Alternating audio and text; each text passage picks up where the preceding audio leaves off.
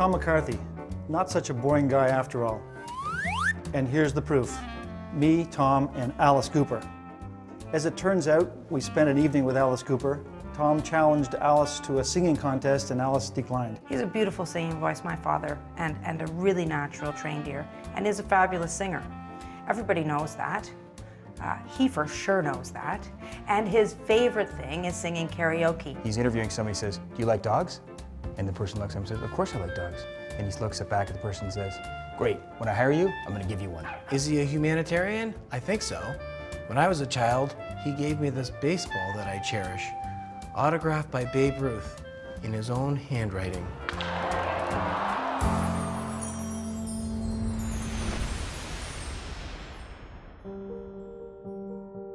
A winning and positive attitude for me starts at home. I grew up in a family of 4 boys, and my youngest brother, Peter, was severely handicapped. He was a beautiful child with big blue eyes and $1 million smile. And for the years that he was with us, he spent all of his days locked in a wheelchair and locked in a body that didn't work.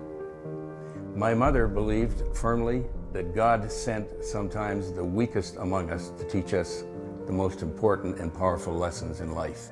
My wonderful parents instilled in us an attitude that Peter had his rightful place in God's creation, that his life was important, just as important as all of ours, and that he was a treasure and a gift in our family to be loved and not a problem to be endured. We learned from Peter to love one another. We learned the importance of giving rather than receiving because of him. We learned never to take for granted the gift of health and family peace and joy because of him. And most importantly, we learned that losers make promises and winners make commitments. I believe that was a wonderful start for all of us in my family to head into the world of the future with a wonderful, positive, winning attitude. I started off, 25 years old, 26 years old, and he was my mentor. He was the mentor for the guys that I was involved in very heavily at that point in time in real estate. And quite frankly, to this day, he's still a mentor of mine. When I first met Tom, I was 25 years old at J.J. Barnacky. I'd been with the company for 3 days.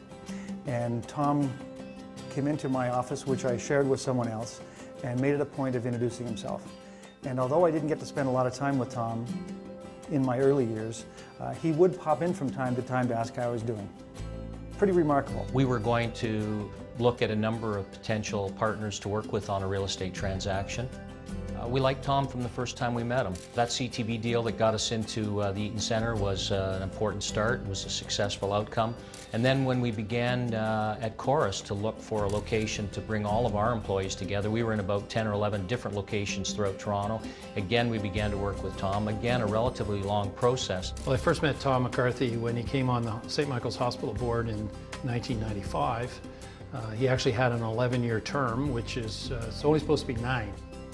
Tom stayed 11. He really brought a sensitivity to the values of the Sisters of St. Joseph and was a director that certainly had that grounding that we needed to remember the mission about making St. Mike's a successful hospital and an important part of the community for all. Tom's leadership on the board to help us move all of the people from the Wellesley to St. Michael's. And to do that, we actually had to build 4 new floors on top of one of our wings, the Cardinal Carter wing. So that was a huge undertaking to do that while we're actually working and living in the hospital. All the construction and planning issues around that, and Tom played a leadership role in getting all that done.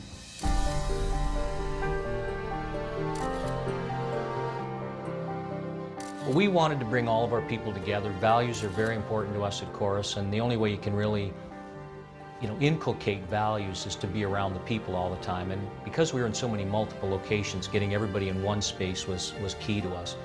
Finding 500,000 square feet where you've got contiguous space, tough. We looked at a number of different locations, and then of course when the discussion began around the East Bayfront, We got in touch with Mayor Miller, and he was very instrumental in this happening.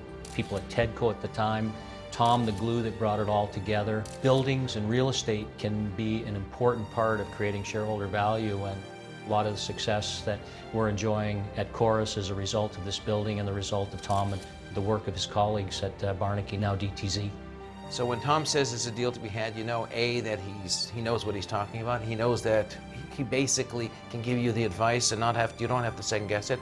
And he understands all aspects of the deal from his many, many years of being in the business.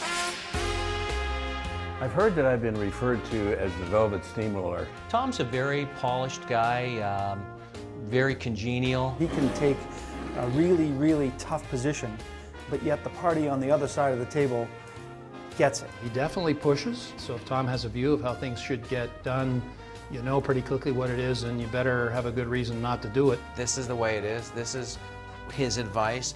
This is what it'll take. And I never questioned it. That's his negotiating style. Tough news or not, the Velvet Steamroller has once again been successful. I do like the velvet part of that description, though. For someone who's spent most of his career on the golf course, this is remarkable. So job well done, my friend. Congratulations. I've known you for 30 years, and I look forward to the next 30. You are a fabulous contributor to St. Michael's Hospital, and we'll never forget you. I hope you look back on Chorus Key as one of the crowning achievements of your career. We wouldn't be here without your help. Thank you. Congratulations, Tom, on this wonderful achievement. If there's anyone in the industry who deserves it, it really, truly is you, and I do respect you for that, and I congratulate you for that, and many, many more wonderful years in the industry. I have a lot to be grateful for, starting with my wonderful wife, Katie May, who has given me 50 years of love and support. I've also been blessed to have an executive assistant, Mallory Mandalides, who's done a fine job of keeping me out of trouble over the past 10 years.